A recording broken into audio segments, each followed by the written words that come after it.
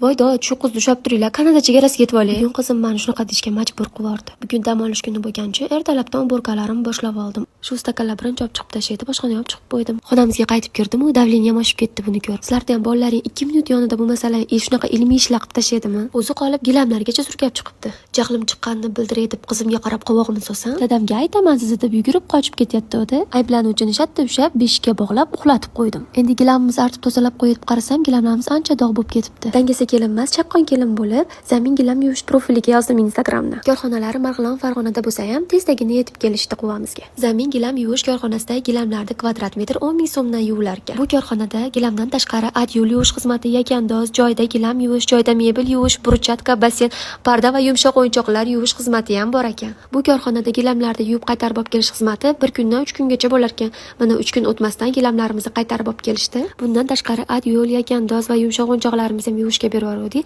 Shunaqa chiroyli upapovkada qaytarib olib kelishdi. Gilamlarimizga shunaqa o'zlarini ashusisillargacha sachib berib ketishdi. Dog'lardan asar ham yo'q, xuddi yangi gilamdek qaytarib olib kelib berishdi. Profillarini yo'qotib qo'ymasligingiz uchun albatta отметка qilib qo'yaman.